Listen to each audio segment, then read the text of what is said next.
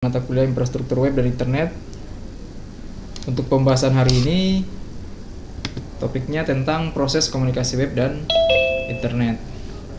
Nah, adapun pembahasannya pada hari ini saya akan menjelaskan tentang apa itu user agent, apa itu web browser, dan web server, dan protokol-protokol apa yang terkait dengan proses komunikasi di web, ya. Nah, sebagai catatan bahwa untuk komunikasi web itu standarnya menggunakan protokol HTTP. Untuk komunikasinya pada layer transport itu menggunakan TCP dan UDP. Dan ini terkait dengan layer OSI yang sudah pernah Anda pelajari pada mata kuliah jaringan komputer sebelumnya. Nah, selanjutnya saya akan bahas juga tentang berbagai bahasa pemrograman yang ada pada web, termasuk pada jenis-jenis framework yang umumnya digunakan saat ini, dan bagaimana manajemen web itu dikelola di sisi server menggunakan panel web, atau biasa kita mengenalnya dengan istilah cPanel, ya. Nah, sebelum saya lanjut, ya, saya akan jalankan dulu sebuah server, ya, di mana server ini kita akan gunakan untuk demo, ya. Jadi servernya ini saya siapkan pada Google Cloud, ya. Jadi memang sudah saya siapkan khusus untuk perkuliahan di STIMIK Akbar, ya. Nah, ini statusnya masih stop. Saya coba jalankan dulu servernya. Kita start dulu.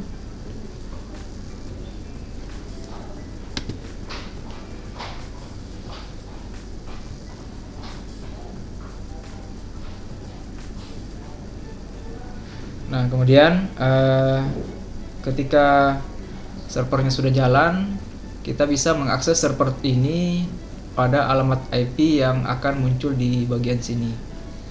Nah, alamat IP inilah yang biasa kita istilahkan dengan IP public, ya. Nah, di beberapa pertemuan sebelumnya saya sudah jelaskan tentang IP public itu apa. IP public itu biasanya digunakan untuk mengakses halaman-halaman web dengan menggunakan IP public, khususnya di internet, ya. Nah, ini IP publicnya bisa Anda coba, ya. Silakan Anda, saya coba kopikan dulu di chat, ya.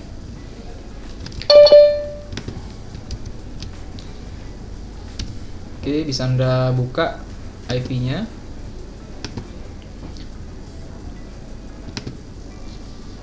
Silakan Anda akses melalui web browser.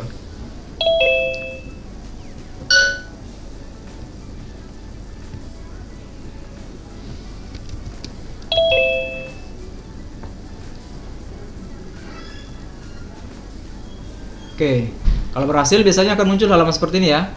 Karena kebetulan isi servernya masih terbatas.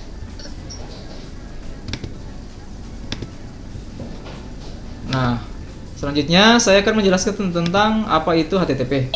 Jadi HTTP itu singkatan dari Hypertext Transfer Protocol. Ya, biasa kita gunakan untuk mengakses halaman web. Untuk HTTP sendiri itu sudah lama, ya. Itu ditemukan oleh seorang fisikawan Inggris bernama Berners-Lee, ya. Dimana versi untuk HTTP ini masih sangat sederhana, ya, karena yang diakses pada saat itu masih berupa kode HTML saja, ya. Jadi belum secanggih web saat ini. Nah, perkembangan HTTP ini pun juga itu sudah mulai meningkat. Yang tadinya itu hanya versi 1.1, ya, 1.0, sorry. Itu kemudian diperbaiki di HTTP 1.1. Sekarang pun juga itu ada versi lain, ya, yang lebih baru lagi, namanya HTTP 2 dengan HTTP 3, ya. Ini untuk beberapa teknologi web itu sudah didukung, ya, mendukung hal itu. Dan ini intinya yang perlu Anda ketahui untuk perbedaan dari HTTP 1.0 dengan 1.1 ini hanya ada pada komunikasi antara web browser, ya, dengan web server. Ketika Anda dulunya itu masih menggunakan versi yang lama HTTP 1.0, itu biasanya koneksinya itu dibuat berulang-ulang, ya, koneksinya dibuat berulang-ulang karena standar protokol yang digunakan untuk berkomunikasi itu adalah TCP, ya. Nah, dimana kita ketahui itu TCP sifatnya connection oriented, ya, atau ada istilah yang sering kita dengar mungkin di mata kuliah jaringan komputer, ya, yaitu istilah three-way handshake. Mungkin ada yang pernah dengar istilah ini, three-way handshake. Nah, istilahnya, ya. Nah, jadi ini hanya ada pada protokol TCP. Nah, sekarang ada juga yang lebih baru, tadi sudah saya sebutkan, HTTP 2 dengan HTTP 3 itu tidak menggunakan atau menggunakan protokol UDP, ya. Jadi seperti kita ketahui, TCP dengan UDP itu adanya di layer transport, layer keempat dari layer OSI, ya. Jadi mereka hanya sebatas membawa saja, ya, carrier kayak gitu. Oke. Nah, ada istilah lain selain dari HTTP 1.0, HTTP 1.1, ada juga HTTPS, ya. Nah, itu sebentar saya akan munculkan demonya, ya. Nah, untuk saat ini saya akan munculkan di mana bisa kita lihat untuk HTTP 1.1 ini. Nah, ini sekarang saya sudah menjalankan sebuah halaman web, ya, melalui web server yang sudah kita buka tadi di Google Cloud, ya. Nah, cara mengaksesnya itu cukup mudah. Jadi server-server zaman sekarang itu kontrolnya itu bisa melalui web browser, ya. Jadi semakin mudah, ya. Semua sekarang berbasis web atau web base. Oke, kita tunggu dulu servernya jalan.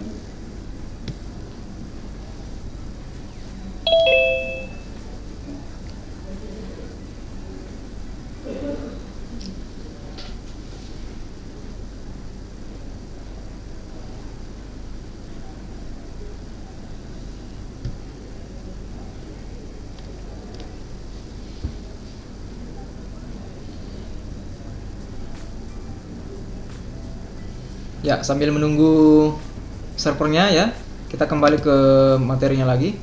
Jadi pada pembahasan kali ini juga kita akan memperlihatkan juga perbedaan dari HTTPS dengan HTTP itu. Nah, untuk versi HTTPS sendiri ini sifatnya lebih aman, ya. Ini HTTP versi lebih aman. Karena apa? Ini sudah dilengkapi dengan teknologi enkripsi SSL atau TLS, ya. Nah, untuk standar web sendiri, ya, saat ini itu kalau tidak menggunakan HTTP itu terkadang kita anggapnya sebagai link-link phishing biasanya, ya, di mana link itu hanya berupa jebakan saja. Dan ini banyak biasanya mahasiswa yang tertipu dengan link tersebut, apalagi tawarannya menggiurkan, misalnya kuota gratis, ya, pakai data gratis dan sejenisnya. Nah, ini memang terkesan apalagi namanya punya daya tarik tersendiri, tetapi sebagai orang IT kita harus pahami bahwa banyak ciri-ciri yang bisa kita dapatkan dari link-link tersebut. Apakah ini benar linknya resmi atau bukan?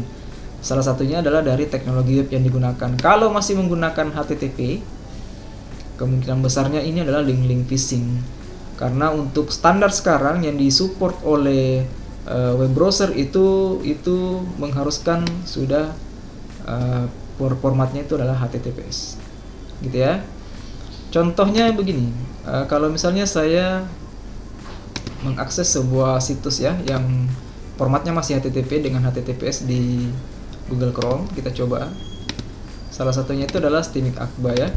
Ini Stimming Akba. Ini kalau saya copy URL-nya, ya, jadi istilah ini URL harus Anda pahami juga. Kita copy di Notepad. Nah, HTTPS-nya akan ikut, ya. Ciri-ciri HTTPS itu ada tanda gembok di depannya, ya. Ada tanda gembok. Nah, berbeda dengan beberapa situs, contoh misalnya gini, pusat karir, ya, pusat karir. Ini pusat karir ini kebetulan belum memiliki teknologi enkripsi, ya, SSL. Ditandai dengan browser akan menampilkan tanda tidak aman, ya, pada halaman ini di depan dari URL ini, ya.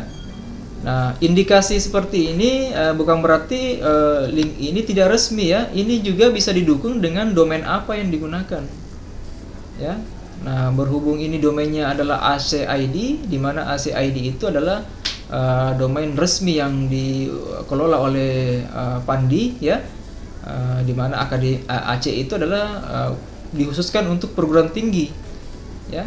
Kenapa? Karena pada saat proses pendaftaran itu diminta biasanya berkas-berkas dari perguruan tinggi seperti akte pendirian misalnya, ya, atau misalnya KTP dari si rektor atau ketua, ya, seperti itu. Nah, jadi untuk pemilihan untuk menentukan apakah ini linknya betul-betul real, resmi dari institusinya, itu kita bisa lihat dari yang pertama, teknologi yang digunakan apakah sudah standar menggunakan HTTPS, ataukah domainnya juga kita bisa jadikan acuan, ya, atau patokan untuk bisa menilai apakah ini linknya betul-betul resmi atau tidak, ya, seperti itu. Ya, ini yang kita perlu pahami, ya, bagaimana cara kerja dari HTTP dengan HTTPS itu. Itu kita bisa lihat dari gambar pada halaman slide ke-10, ya. Ketika kita sebagai customer, ya, sedang mengakses internet dan tujuannya adalah ke web server, ya, maka koneksi kita itu akan dibuatkan semacam terowongan, ya, terowongan pengaman, sehingga aktivitas kita itu akan dilindungi, ya, di sini dengan teknologi enkripsi, ya, baik dari web server ke web browser, ya, seperti itu. Nah, kalau yang tidak menggunakan SSL, ya, atau TLS, biasanya kalau ada penyusup, baik itu di dalam internal kita atau di jaringan internet misalnya, itu akan bisa mendapatkan dengan mudah data yang lewat di jaringan, ya. Tetapi kalau misalnya jaringannya ini sudah menggunakan TLS atau SSL, maka yang mereka dapatkan itu, penyusup yang mereka dapatkan itu hanya berupa acak-acakan saja, ya, tidak dalam format yang sebenarnya, ya, plain text, ya, tetapi dalam bentuk zipper saja misalnya, ya, seperti itu. Nah, ini perbedaan antara HTTP dengan HTTPS.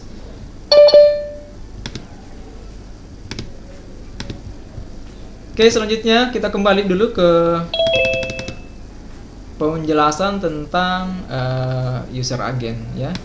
Karena di sini ada beberapa istilah yang saya ingin jelaskan terkait dengan proses komunikasi web. Yang pertama ada user agent tadi, kemudian ada web browser dengan web server. Kalau web browser saya pikir Anda sudah pahami semua. Contohnya ada Google Chrome, ada Mozilla Firefox, ya, ada Opera Mini misalnya, atau Safari, ya. Nah, itu untuk web browser. Nah, khusus untuk web server, sebagai contoh misalnya ini yang sekarang kita sedang akses, ini servernya menggunakan sistem operasi Ubuntu, tetapi web servernya menggunakan Apache, ya.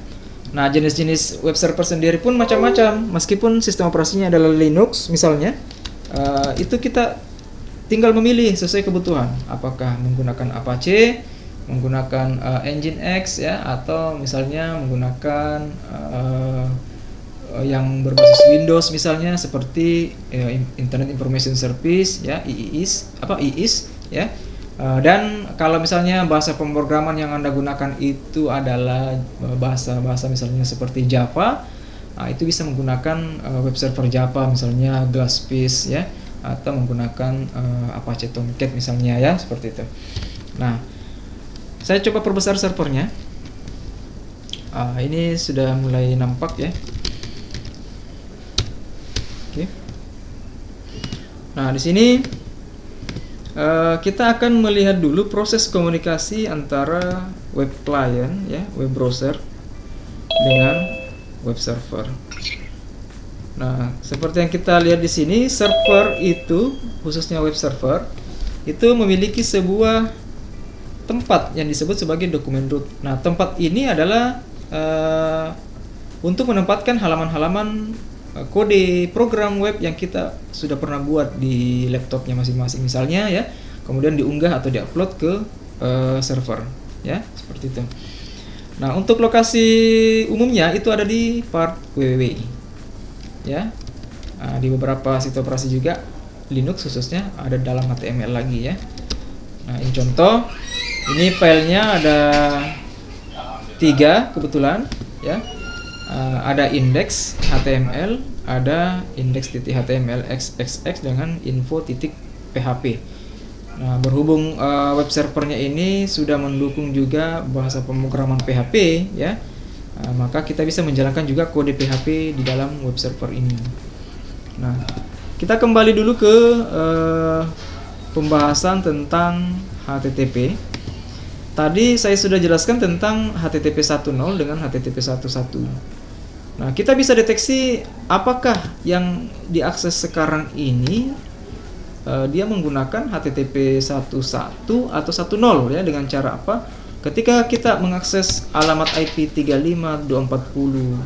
35.240.208.33, maka di server saya bisa mengecek ya. Saya bisa mengecek status customer saya itu mengaksesnya dengan menggunakan user agent apa ya, dimana user agent ini akan menjelaskan ya, menampilkan bahwa ini menggunakan aplikasi Google Chrome, ini menggunakan aplikasi Mozilla Firefox ya, seperti itu. Jadi akan kelihatan di situ ya. Caranya kita bisa deteksi dengan menggunakan sintaks tail minf ya / lokasi log server Apache-nya berada ya. Nah, ini sudah bisa kita lihat tampilannya secara penuh ya. Bisa kita coba perbesar sedikit.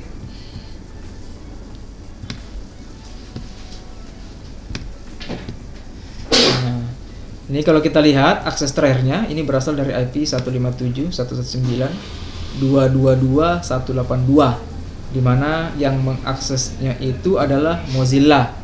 Berarti dari peserta ini, karena kebetulan saya publish IP-nya di grup di Zoom ini, berarti salah satu dari mahasiswa itu menggunakan Mozilla untuk mengaksesnya. Ada yang sudah coba ya?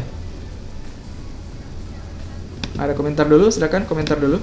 Yang mencoba akses menggunakan Mozilla siapa?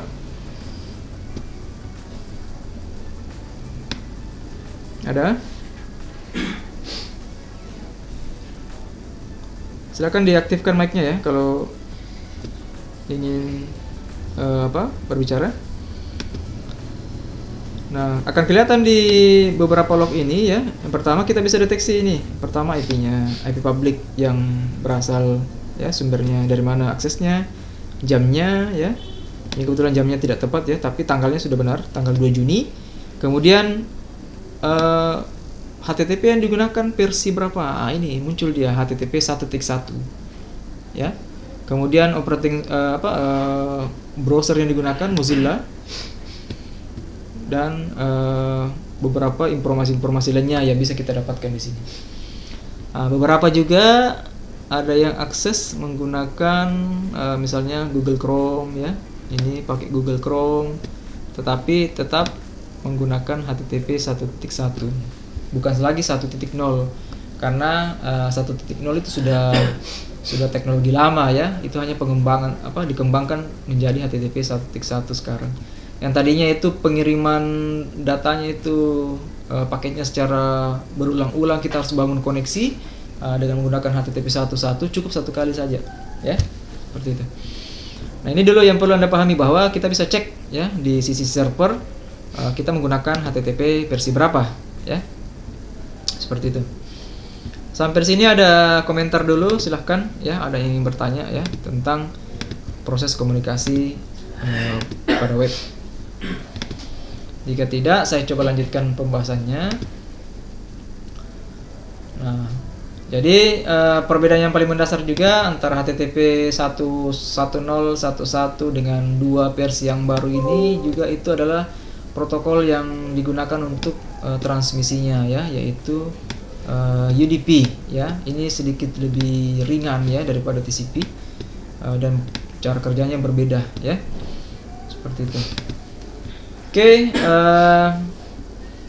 ada juga beberapa metode yang kita gunakan pada saat berkomunikasi ke server. Kalau Anda biasa buat program berbasis PHP, ini pasti sering menggunakan ini atau web ya. Ada metode get, ada metode post yang paling sering ya, put, delete dengan trace, dan beberapa metode-metode lainnya untuk bisa berkomunikasi dengan web server.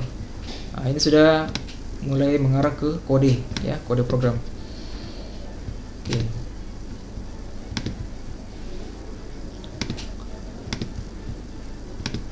Oke, selanjutnya user agent ya. Ini tadi yang saya sempat perlihatkan pada sisi server ya. Ini sisi servernya. Nah, ini ada baru-baru lagi akses ya. Dari alamat IP 140.213.73.167 ya, menggunakan Mozilla lagi ya. Mozilla. Nah, ada format yang perlu dipahami di sini sebenarnya ya pada saat mendeteksinya. Formatnya itu bisa kita lihat pada contoh ini ya. Jadi misalnya Mozilla 5.0 itu apanya? Nah, ini digunakan untuk menunjukkan kompatibilitas dengan mesin rendering Mozilla.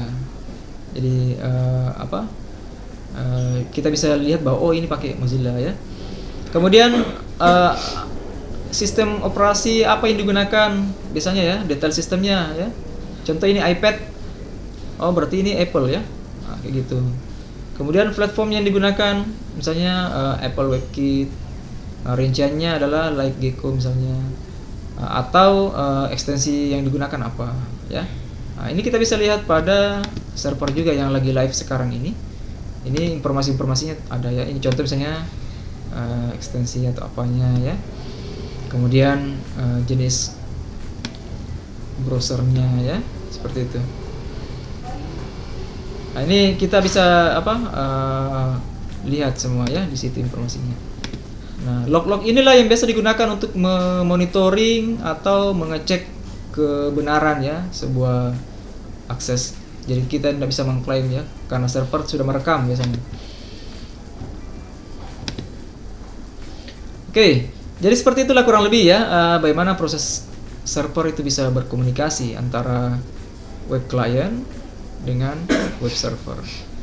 Jadi kita biasa istilahkan web client itu dengan web browser saja ya, karena yang kita gunakan adalah web browser. Nah, contoh-contoh web browser itu saya kira Anda sudah tahu semua.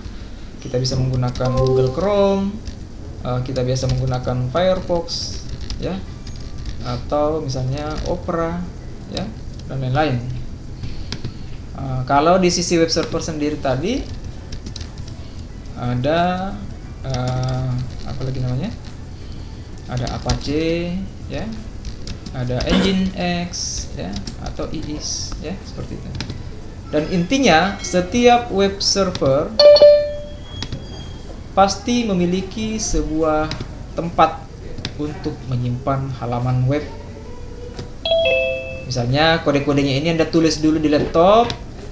Contoh ya, ini laptopnya diinstal Exam, kan biasanya gitu ya.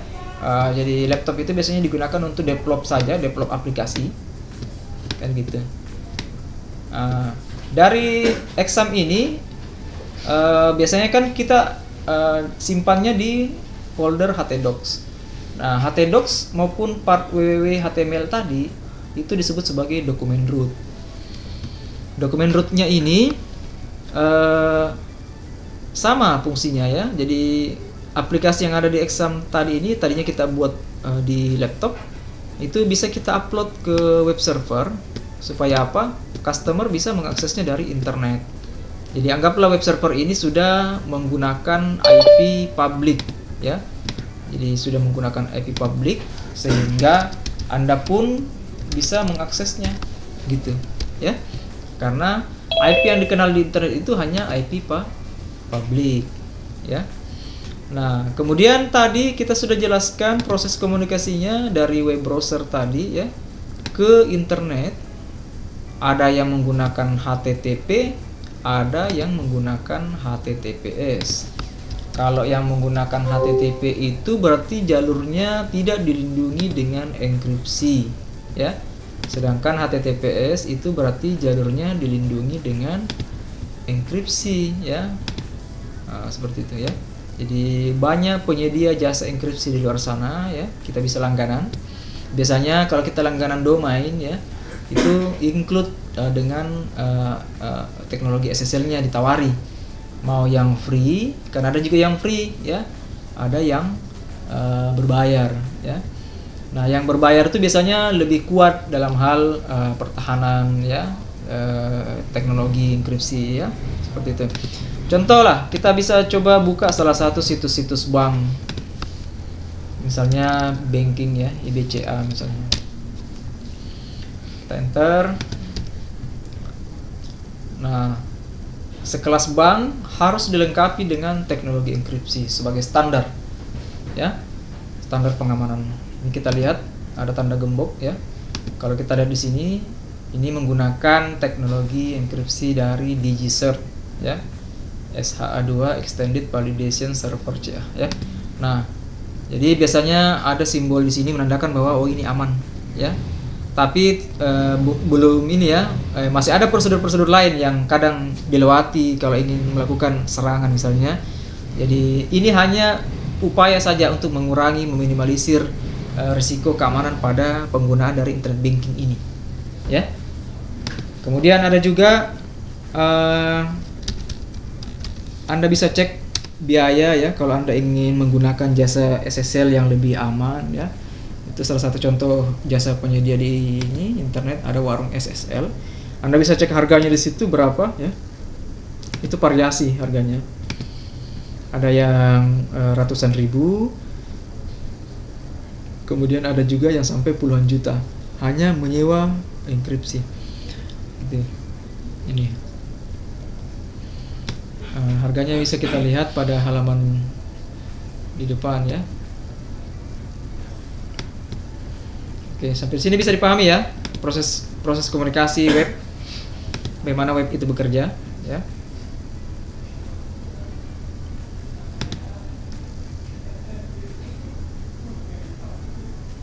Ya, sambil kita menunggu ya proses loadingnya, kita kembali ke gambar ini. Jadi intinya tadi dua ya, ada HTTP dengan HTTPS.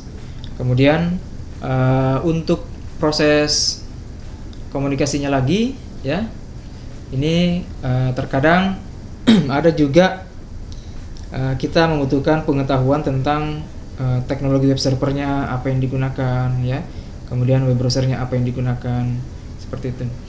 Kemudian web browser apa bahasa pemrograman apa yang digunakan, seperti itu ya. Di sini kita coba next dulu tentang bahasa pemrograman. Nah, untuk bahasa pemrograman sendiri untuk di website ya, untuk di web itu yang paling sering kita dengar itu ada HTML, ada CSS ya, ada juga JavaScript atau biasa disingkat JS ya. Nah, disinilah akan muncul dua istilah lagi yang saya akan berikan gambaran pada gambar yang tadi. Kita kembali ke gambar yang tadi sebentar ya. Jadi selain dari tiga bahasa ini, karena juga orang tidak mau menyebutnya ini bahasa pemrograman ya, karena ini hanya markup saja ya, hanya pengaturan layout. Ada juga bahasa seperti SQL ini untuk database, kemudian ada PHP ya, Hypertext Preprocessor. Nah untuk tipe-tipe bahasa pemrograman jenis ini yang khusus PHP ini ada sebentar kita akan bahas di gambar yang sebelumnya. Ada dua istilah yang perlu kita pahami. Yang pertama ada istilah client side ya. Kalau mau tahu ya, gitu ya. Jadi maksudnya apa? Pemrosesan kodenya itu ya, meskipun halaman HTML itu adanya semua dari di server ya, halamannya ada semua di sini. Tapi ketika klien meminta, merequest, maka tetap saja diproses di sisi browsernya. Berbeda dengan bahasa-bahasa yang seperti ini. Ini biasanya akan diproses dulu, di-generate dulu di web server, dilempar ke sini berupa tampilan. Dan itulah yang tampil biasanya dalam bentuk HTML ya. Kita bisa lihat pada server server ini kebetulan ya, saya hapus dulu catatannya. Nah, server ini kebetulan dia bisa kita lihat isinya tadi ada indeks HTML dengan apa lagi satu, info ya, info.php. Kita lihat kembali. Nah, perbedaan yang paling mendasar yang pertama adalah kita buka dulu file index. Saya buka file indeksnya. Nah, isinya adalah halaman-halaman atau tag-tag HTML, tag-tag HTML ya. Ada nav, ada div ya. Nah, seperti itu. Ketika saya mengaksesnya indeks HTML ini ya, file indeks HTML ini di web servernya, di web browsernya itu isinya tampilnya seperti ini. Itu tidak jauh berbeda isinya juga kalau saya menampilkan source code-nya menggunakan Ctrl U. Jadi kalau Anda mau lihat source-nya Ctrl U, itu tidak jauh berbeda ini. Ini sama persis ya. Karena prosesnya itu ada di browser. Ini terakhirnya nav ya. Coba kita lihat di server, terakhirnya nav tidak. Kita lihat ya, nav. Sama kan? Nav juga. Kalau yang sifatnya client side seperti itu ya, berbeda dengan yang sifatnya server side tadi yang ada di sini. Caranya itu kita bisa lihat seperti ini. Ini ada kode apa? Ada file PHP lagi namanya info.php. Ini kalau kita lihat isinya cuma 3 baris saja, 3 baris. Tetapi kalau kita akses, coba akses ya. Ini kebetulan tadi file index ya, karena itu yang langsung dikenali oleh web server, index.html atau index.php. Itu tanpa perlu kita ketik, dia akan muncul otomatis. Itu sudah pengaturan pada web server secara default. Tapi kalau info itu tidak default, jadi kita harus ketik info.php. Kita enter ya. Outputnya seperti apa? Apakah sama? Itu tidak. Ya. Karena apa? 3 baris kode tadi itu harus di-generate dulu di web server untuk bisa menghasilkan kode atau halaman seperti ini di web browser. Itulah yang dimaksud dengan server side. Bisa dipahami ya? Dan kalau kita tampilkan source kodenya, Ctrl U ya, itu adalah halaman-halaman, itu adalah tag-tag HTML, CSS, JS, kayak gitu kan. Jadi ini hasil dari web servernya tadi menghasilkan berupa output seperti ini. Tampilan halamannya ya seperti ini.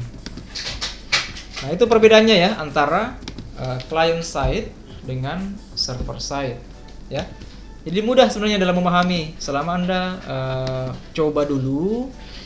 Kalau tidak dicoba akan sulit untuk memahami memang ya. Nah, perlu juga saya sampaikan bahwa untuk penggunaan web server itu bisa juga bisa dilakukan di Exam tadi ya, untuk develop aplikasi berbasis web. Karena Exam itu terdiri dari web server juga, ada database servernya di dalam dan sudah lengkap paketnya ya.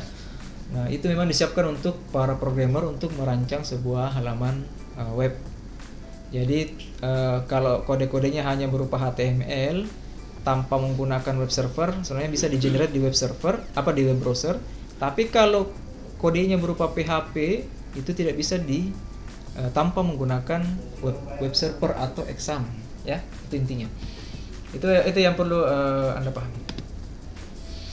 Oke, kita kembali ke warung SSL dulu. Tadi sempat kita membahas tentang teknologi HTTPS ya, bahwa HTTPS itu ini kisaran harganya ya. Kalau misalnya Anda mau coba menyewa ya, ini harganya ada yang dari $447 sampai berapa ini? Ada yang $3.000 itu pun sampai berapa hari nih? Oh, ini supportnya maksudnya ya, 3 sampai 7 hari ya. Nah, ada harganya tertera. Nah, ini teknologi-teknologi yang biasanya kita beli ya. Ini DigiCert yang dipakai tadi BCA ya. Kita coba cek DigiCert itu harganya berapa. Ada yang $153 ya. sampai kepada harga tertingginya di sini $393 ya. Ini contoh-contoh penggunaan SSL. Jadi SSL itu secara standar website contoh Steamit Akba ya, itu sudah menggunakan HTTPS. Tapi ada juga HTTPS atau SSL yang sifatnya free seperti Let's Encrypt ya. Itu sifatnya adalah free. Ya. Dari segi teknologi ya pasti berbeda dengan yang berbayar biasanya ya. Jadi kalau mau yang lebih brand ya, itu bisa menggunakan yang berbayar. Kalau Akba itu menggunakan Let's Encrypt kalau tidak salah. Ini free ya.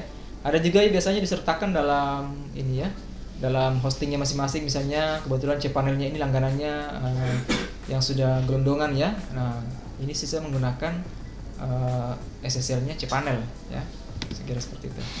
Oke, lagi berapa menit? 8 menit ya.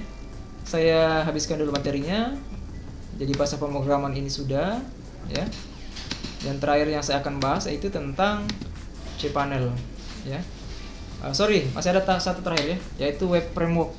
Nah, apa ini web framework? Ini adalah salah satu cara sekarang yang digunakan para programmer tanpa perlu mengetik terlalu lama kode program ya, yang berbasis web. Jadi kerangka kerjanya sudah dibuat dalam format seperti misalnya kode editor, Laravel ya, ataupun Bootstrap. Nah, untuk ini Bootstrap ini untuk yang client side tadi ya. Kalau Anda mau membangun web itu basisnya JS saja, ini boleh menggunakan Bootstrap ya. Kalau misalnya ingin membuat aplikasi yang sifatnya dinamis ya baru menggunakan kode editor karena ini basisnya adalah PHP. Termasuk Laravel ini berbasis PHP ya. Ini contoh saja untuk memudahkan kita dalam mendevelop sebuah aplikasi berbasis web ya. Nah, seperti itu. Tadi di kelas sebelumnya ada yang bertanya, apa kalau Flutter itu bagaimana? Nah, kalau Flutter itu didesain untuk mobile ya. Meskipun ada juga bisa ke web ya. Tapi Flutter itu lebih banyak digunakan di Android ya. Karena kode Flutter itu bukan menggunakan PHP, berbasis bahasa pemrograman Dart ya. Sehingga Dart ini juga ya itu bisa dibuild ya ke beberapa platform, misalnya Apple ya, iOS ya. Kemudian bisa dibuild ke Android ya. Itu bagusnya ya. Jadi beberapa aplikasi-aplikasi Android saat ini juga itu lebih banyak juga menggunakan Flutter ya. Seperti itu. Oke, itu framework. Nah, terakhir yang saya akan jelaskan tentang cPanel ya. Nah, ini sebenarnya cPanel ini hanya alat bantu saja dalam mengelola sebuah web server. Jadi Anda tidak perlu pusing-pusing dengan halaman seperti ini yang saya perlihatkan tadi ya. Jadi kalau misalnya Anda tidak mahir dalam hal mengelola sistem operasi Linux, nah cPanel itu adalah salah satu solusinya untuk mengonlinekan aplikasi-aplikasi Anda yang berbasis web yang tadinya dibuat di laptop itu ingin di-onlinekan di internet ya. Nah, untuk gambaran singkatnya kita akan coba demokan beberapa pertemuan berikutnya ya. Jadi silakan Anda coba. cPanel itu biasanya ada pada perusahaan-perusahaan atau penyedia jasa hosting ya. Jadi ada yang hosting gratis, bisa Anda coba-coba ya panelnya. Kemudian ada juga yang berbayar ya. Nah, kalau misalnya ada yang mau menyewa sendiri server, kemudian menginstalkan sendiri cPanel ke dalamnya, itu bisa juga ya. Jadi ada yang sifatnya custom seperti itu. Tapi kalau mau yang murah saja, itu silakan ikut cPanel yang telah disediakan oleh penyedia jasa hosting ya. Seperti itu. Dan contoh cPanel kita bisa tunjukkan pada halaman web ini. Saya tampilkan dulu ya. cPanel. Contohnya ya, kita bisa lihat. Lihat di gambar saja ya. Ini contoh. Ini salah satu contoh gambar dari cPanel. Jadi tidak perlu repot-repot tadi mengelola web. Kalau misalnya Anda tidak terlalu mahir dalam hal penggunaan sistem operasi Linux misalnya, karena rata-rata server web di dunia itu menggunakan operating sistemnya Linux ya, atau Unix ya. Ini contoh ya. Contoh tampilannya. Jadi lebih mudah Anda mengelola web. tidak perlu repot-repot lagi menggunakan CLI. Nah itu dia. Nah cPanel ini pun sebenarnya dia sifatnya adalah berbayar ya. Kalau mau menggunakan versi yang lain atau jenis yang lain, ada juga panel-panel web yang lain yang sifatnya gratis. Contoh misalnya Webuzo ya, tapi ada juga yang berbayar. Contoh yang lain misalnya ada yang menggunakan Pesta ya, ada juga jenis-jenis yang lain, macam-macam ya. Jadi ini hanya salah satu alat bantu kita dalam mendevelop aplikasi web atau website ya ke internet. Nah itu. Nah mudah-mudahan pertemuan berikutnya kita akan membahas ini ya tentang penggunaannya. Oke. Ya saya kira